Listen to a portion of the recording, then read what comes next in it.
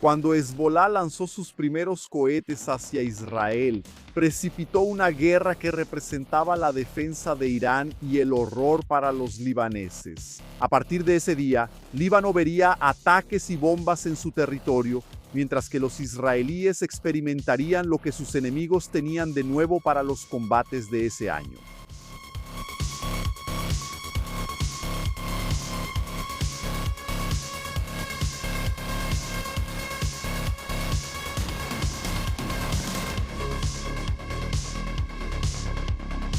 El libanés fue seguido mientras intentaba esconderse entre los árboles después del lanzamiento de los cohetes contra los israelíes. Fue inútil. Entre las nubes, la mira lo fijó como objetivo y lanzó un misil guiado que detonó sobre el cuerpo del hombre. Sus compañeros fueron seguidos de la misma manera. Otra munición surcó el cielo hasta acabar con los combatientes de Hezbolá. La ventaja de monitorear y esperar era averiguar la ruta de cada uno. Así los israelíes descubrieron las bases y las hicieron caer. Fueron muchas las que cayeron, convirtiéndose en escombros en fracción de segundos. Soldados rasos y líderes se fueron convirtiendo en oraciones y gritos de lamento por Líbano, mientras las tropas de Israel marchaban hacia el norte. El Medio Oriente estaba en guerra otra vez. Para sorpresa de nadie, Israel y Hezbolá entraron en un conflicto que sacudió a Líbano, desatando una invasión territorial que afectaría negociaciones y aliados, demostrando lo que sucedía cuando una población estaba sometida a poderes externos mayores dentro de su propio estado. No fue la primera guerra entre Israel y Líbano. Beirut fue muy temprano una ruta en el combate contra Israel. En 1903, redes árabes vinculadas a la guerra contra Israel reclutaron o facilitaron la llegada de veteranos europeos, incluyendo exmiembros de la Wehrmacht, bosnios, albaneses y croatas, con historial de colaboración con el Eje. Parte de ellos desembarcó en Beirut y siguió a Damasco para integrarse al Ejército de Liberación Árabe. Los años de guerra continuaron cuando la Organización para la Liberación de Palestina se instaló en Líbano, precipitando la guerra de 1968 a 1982. En 1978, Israel invadió el sur del Líbano para empujar a la OLP lejos de la frontera. Después de eso, se creó y expandió la presencia de la ONU a través de la UNIFIL. A partir de 1982, la guerra ya sería contra fuerzas sirias y libanesas, lo que precipitó la formación de Hezbolá. Los israelíes llegaron a ocupar el sur del Líbano hasta el año 2000, cuando entonces se retiraron. En ese momento, Hezbolá ya era una fuerza dentro del país, un movimiento político aparte. La organización chiita ya era respaldada por las fuerzas iraníes, recibiendo apoyo financiero, logístico y entrenamiento del Cuerpo de la Guardia Revolucionaria. El Cuerpo de la Guardia Revolucionaria, la élite de las Fuerzas Armadas de Irán, que operaba como una fuerza paralela e ideológica, dedicada a proteger y salvaguardar el régimen. En 2006, Hezbolá invadió la frontera de Israel, mató a 8 soldados israelíes y capturó a 2, dándole a Israel un pretexto para iniciar una guerra que duró 34 días hasta el 14 de agosto de 2006, cuando Hamás realizó su ataque terrorista el 7 de octubre de 2023, matando a cientos de personas. La organización palestina esperaba una reacción mayor de Hezbolá. La guerra en Gaza se intensificó. Israel respondió al terrorismo y a los crímenes cometidos por Hamás con sus propios crímenes. Miles de civiles murieron o quedaron sin hogar. Todo lo que hizo la organización libanesa fue abrir un frente de desgaste en el norte de Israel. El conflicto se intensificó en 2024 con fuertes ataques aéreos israelíes y una invasión terrestre israelí en el sur del Líbano en octubre de 2024. El liderazgo de Hezbolá fue prácticamente aniquilado durante ese periodo. No fue fácil para los libaneses soportar eso. Los ataques aéreos fueron devastadores. Después hubo una paz frágil con ataques localizados. Entonces Israel y los Estados Unidos atacaron Irán. El conflicto comenzó el 28 de febrero de 2026. En ese momento, Hezbolá tuvo que tomar una decisión: poner al Líbano en guerra o simplemente mantenerse al margen. Pero demostrando que en realidad era más una fuerza armada iraní dentro del Líbano que una organización libanesa, optaron por poner al país en guerra, exponiendo a su población a una amenaza mayor. Entonces los hombres de Hezbolá, en nombre del régimen iraní, lanzaron su primera andanada de cohetes el 2 de marzo de 2026.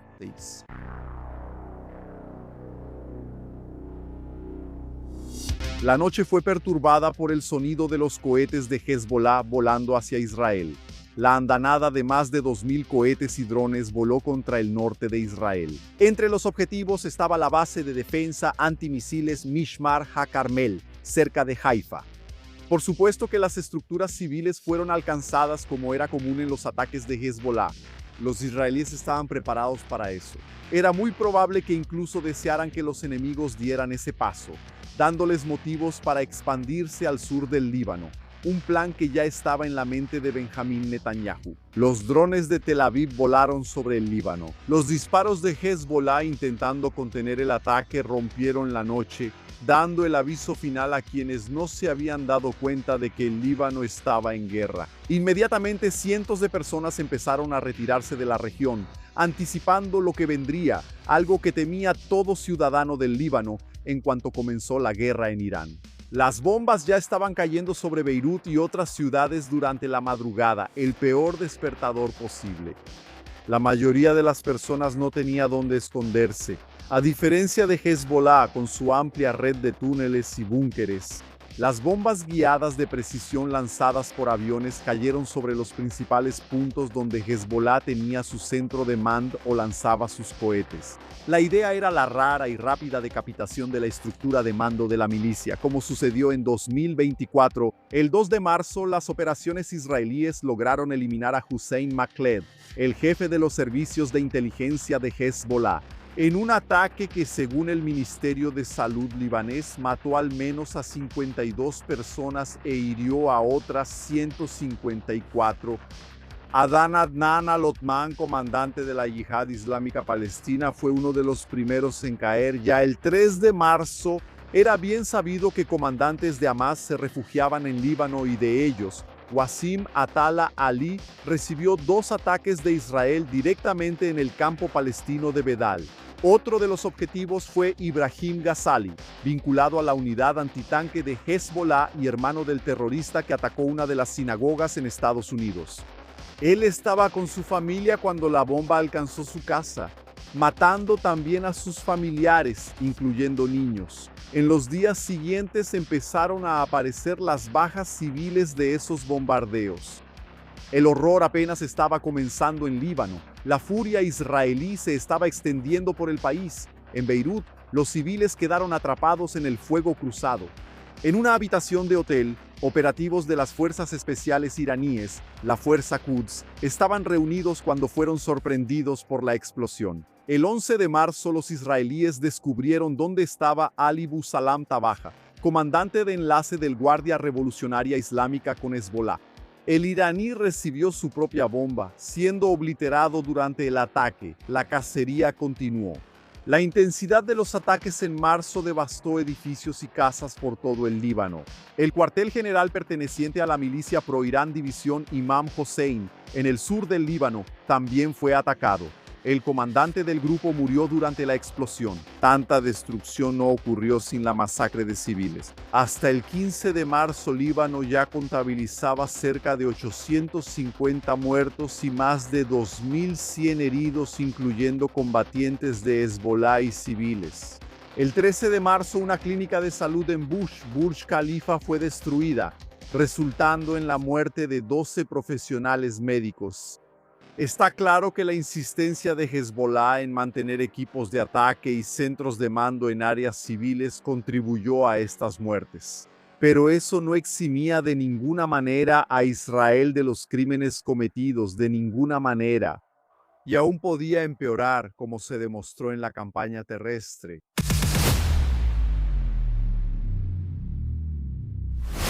Los tanques israelíes ya habían hecho presencia en Líbano al inicio de la guerra. Una prueba de eso fue cuando dispararon contra el cuartel general del batallón ganés de la Fuerza de Paz de la ONU en Al-Qausa. cascos azules resultaron heridos, lo que resultó en una rara disculpa de Tel Aviv. 10 días después, el 16 de marzo, los tanques ya estaban cruzando la llamada línea azul. La línea azul era la línea de retirada trazada por la ONU en el año 2000 para confirmar si Israel se había retirado del sur del Líbano después de la ocupación mantenida desde los años 80. El objetivo de la nueva invasión era crear una zona de amortiguamiento o zona de defensa avanzada en el sur del Líbano, empujando a Hezbollah al norte del río Litani y destruyendo túneles, depósitos, lanzadores e infraestructura de Hezbollah. Las explosiones ya eran constantes cuando el ministro de Defensa israelí declaró la intención de demoler aldeas fronterizas libanesas y mantener la ocupación permanente al sur del Litani. Israel estableció la llamada Línea Amarilla, una frontera militar de facto dentro del territorio libanés. Penetraba hasta cerca de 10 kilómetros en el Líbano y abarcaba una zona de ocupación estimada entre 570 y 608 kilómetros cuadrados. Además de esa franja, los drones israelíes apuntaron específicamente al liderazgo de Hezbollah. Uno de ellos fue Rash y Yusuf Ismail Hashem, una figura clave de Hezbollah durante más de 40 años, supervisando su reestructuración y comandando el lanzamiento de cohetes y drones contra Israel. Said Ali Yama, jefe de gestión de poder de fuego de Hezbollah, fue otro que fue localizado en Beirut y consumido por el fuego israelí en cuestión de segundos.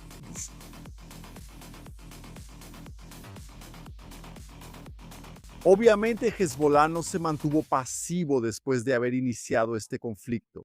La batalla en Al-Qiyam representó uno de los principales puntos desde el inicio de esta guerra. Ese era un punto elevado y estratégico tanto para los israelíes como para Hezbollah. La milicia libanesa inició el proceso de emboscadas utilizando misiles guiados y drones kamikazes.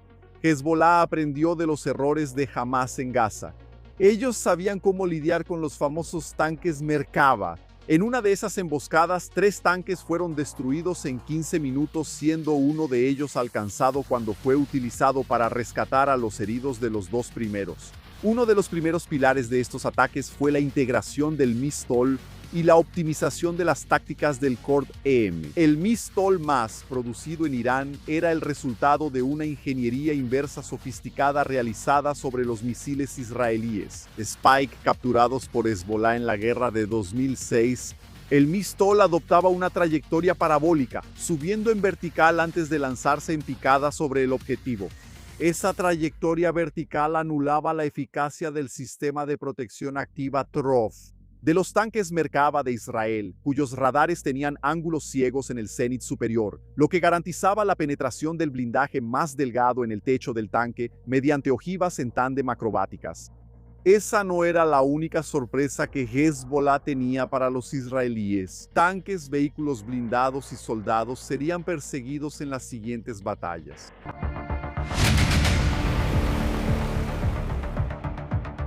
Los combates en Al-Qiyam fueron difíciles. Los israelíes estaban aprendiendo que Hezbollah estaba preparado para sus tanques y aún no tenían una respuesta completa para eso. Las tácticas israelíes continuaron siendo las mismas. Las bombas cruzaron los cielos para encontrar objetivos de la milicia libanesa y hacerlos explotar. Los israelíes tenían varias armas disponibles para pulverizar a sus enemigos. Entre ellas estaba la GBU-39, una bomba guiada de pequeño diámetro que planeaba por los cielos libaneses, guiada por GPS hasta estallar sobre algún objetivo. Cuando era necesario se usaban explosivos más pesados, de casi 1 tonelada. Utilizaban kits JTAM para la orientación por GPS. Ese sistema inercial, llamado INS, ayudaba a la bomba a seguir guiada incluso con interferencia parcial. El número de bajas de Hezbollah aumentaba cada día. Marzo ya había terminado y abril de 2026 comenzaba mientras los ataques israelíes continuaban. La guerra en Irán llegaba a un punto muerto, pero en Líbano la batalla era feroz. Hezbollah continuó lanzando sus drones y cohetes contra territorio israelí. Civiles fueron alcanzados en las ciudades cuando la cúpula de hierro falló en la interceptación. Los israelíes rastrearon los lugares donde los agentes de la milicia libanesa se escondían. Los hombres eran identificados por los drones y seguidos hasta sus bases. Allí eran atacados por las bombas. Las detonaciones eran precisas. Quien sobrevivía tenía que correr antes de ser eliminado por un nuevo ataque.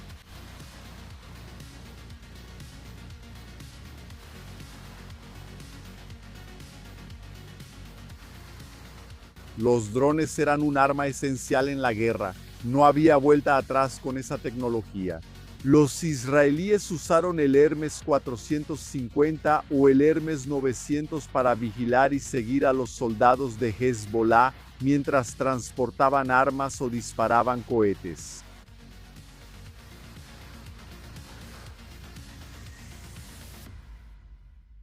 Muchos de los puntos donde se usaban las armas eran claramente residenciales. Al ser destruidos por los israelíes, esos equipos lanzaban sus cohetes descontroladamente en peligrosas detonaciones secundarias. Bombas guiadas con una amicolita tenían menos de 2 kilogramos de composición explosiva HV-10, pero eso era suficiente para terminar el trabajo de esos equipos. Los misiles más pequeños de la familia Spike tenían una carga más pesada, llegando hasta 10 kilogramos de explosivos. Perseguían a sus objetivos hasta 10 kilómetros, pudiendo ser automáticos o tener su trayectoria ajustada durante el vuelo. La cacería contra Hezbollah fue intensa. Los operativos de la milicia financiada por Irán fueron incinerados por las explosiones cada vez que eran identificados portando sus armas y tratando de esconderse de la furia que venía del sur, ya fuera por tierra o por aire.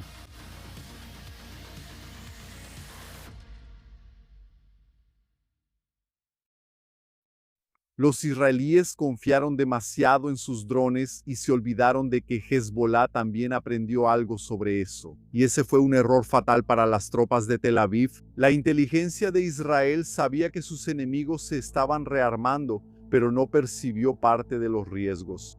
Durante décadas, Siria fue la principal ruta logística para el envío de armas avanzadas de Irán a Hezbollah en el Líbano. Con la caída de Assad y la interrupción de esa ruta, el grupo quedó más aislado y tuvo que reducir la dependencia de misiles pesados importados.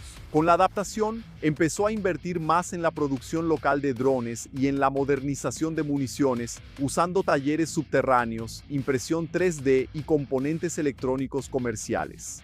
Entre esos drones producidos localmente estaba el Ababil Ababilte, un pequeño depredador que volaba apuntando a presas mucho más grandes, como tanques Merkava o vehículos blindados de transporte. Los tanques sufrieron con los ataques de la nueva amenaza.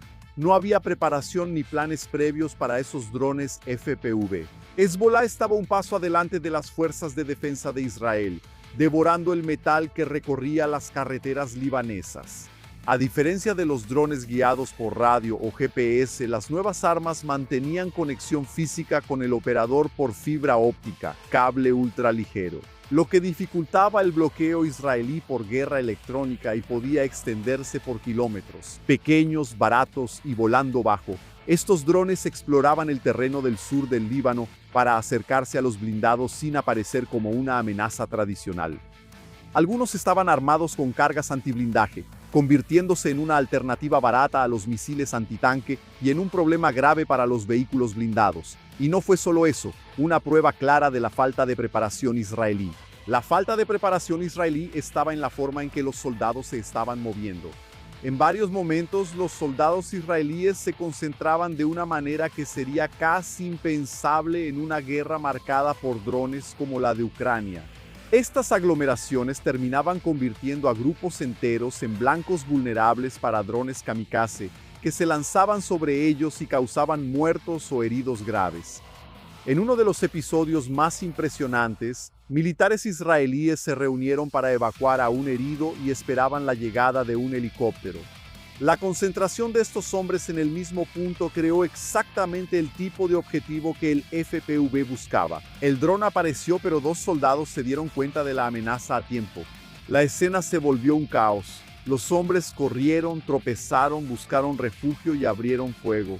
Por poco lograron destruir el dron o la amenaza cayó debido al viento producido por el helicóptero antes de que alcanzara al grupo y provocara una tragedia mayor. Los israelíes empezaron a aprender lentamente de esto, primero copiando las armas de ataque.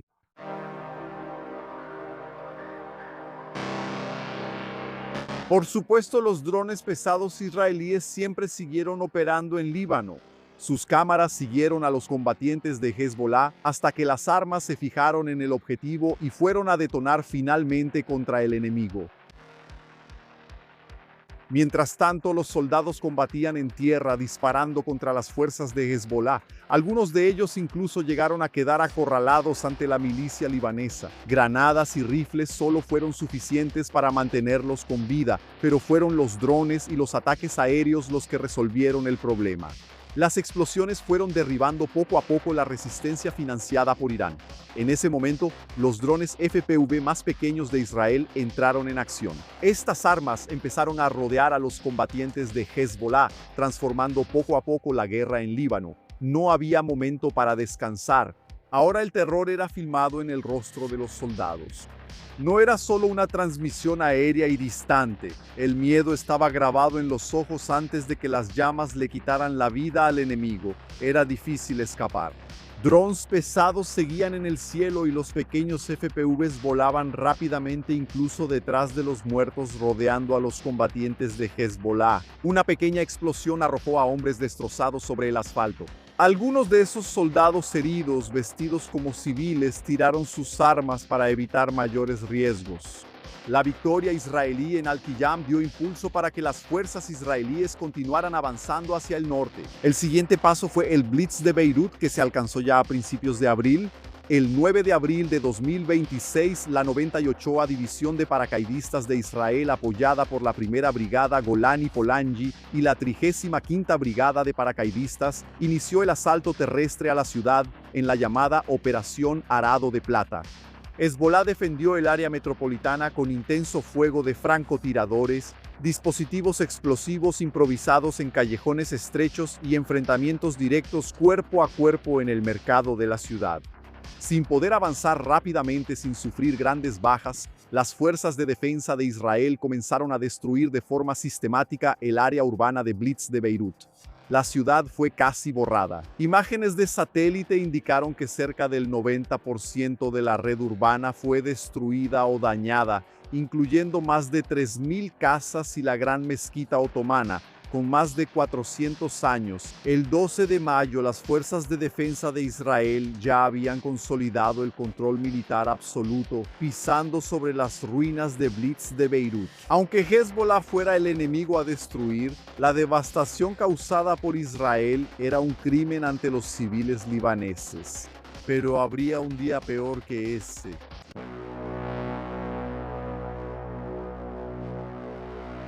La guerra entre Irán y Estados Unidos estaba en un punto muerto. Las negociaciones eran insignificantes en abril de 2026 y se hacía cada vez más evidente la incapacidad de los estadounidenses para lidiar con los problemas en el estrecho de Hormuz y la falta de voluntad política para una guerra mayor dentro de Irán.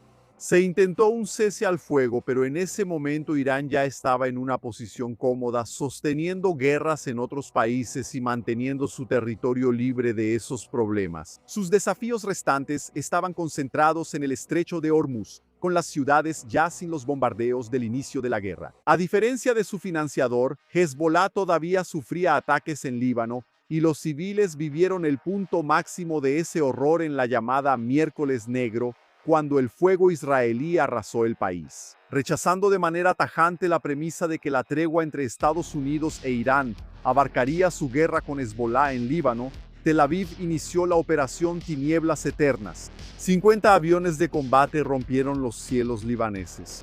En aproximadamente 10 minutos, lanzaron 160 municiones en áreas densamente urbanizadas en el centro y la costa de Beirut, en la ciudad de Tiro, en el valle este de Bekaa y en Sidón. Al menos 200 militantes de Hezbollah fueron consumidos por el ataque, evaporados ante el horror aéreo, algo retratado por la lista de lamentaciones publicadas por la milicia. Entre ellos estaba Ali Yusuf Hashim, el secretario personal y sobrino del líder Naim Qassem. Los daños colaterales y humanos, sin embargo, tomaron dimensiones de una atrocidad masiva. Los hospitales en Beirut quedaron totalmente desbordados, con un total de más de 357 muertos y 1.223 heridos registrados en un solo día. La operación sumió los esfuerzos de paz en un momento de limbo y desconfianza y exacerbó el aislamiento diplomático de Israel. Después de eso, la batalla de Blind Beit Jbeil avanzó hasta que finalmente las fuerzas israelíes llegaron al río Litani. El cruce fue difícil, pero las fuerzas de Tel Aviv prevalecieron, ocupando la orilla noroeste y cortando parte de las líneas de suministro de Hezbollah. La situación continuó con Hezbollah resistiendo a los avances israelíes. Los drones y cohetes impidieron el avance de los tanques. Atrapados ante el esfuerzo libanés, los israelíes retrocedieron hasta Hashaf. Ya en la dirección de Sawar al-Shaqqa, Hezbollah abandonó el castillo Bufor, construido durante las cruzadas en una posición elevada. Parecía una victoria fácil. Sin embargo, los drones estaban activos buscando víctimas entre los oficiales de Tel Aviv. Un objetivo fácil fue encontrado en la falta de preparación israelí contra esa amenaza. Los FPV volaron contra los líderes de la brigada Givat, hiriendo a comandantes de batallón y matando al oficial médico Ori Joseph Sylvester. Él no fue el único entre las bajas de mayor rango de los israelíes. El coronel Meir Biderman, autocomandante de la 41ª Brigada, se había jactado de tener sorpresas antidrones antes de entrar en Líbano, pero terminó gravemente herido el 20 de mayo cerca de Debel.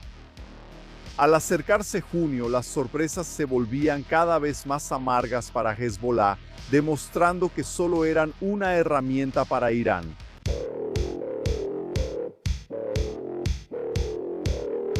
La guerra en junio continuó, con los israelíes controlando gran parte del territorio en el sur del Líbano y Hezbollah manteniendo sus ataques en emboscadas. La retaguardia israelí estaba bajo la amenaza constante de los drones. Además, los cohetes continuaron volando contra Israel, muchos de ellos alcanzando áreas civiles importantes.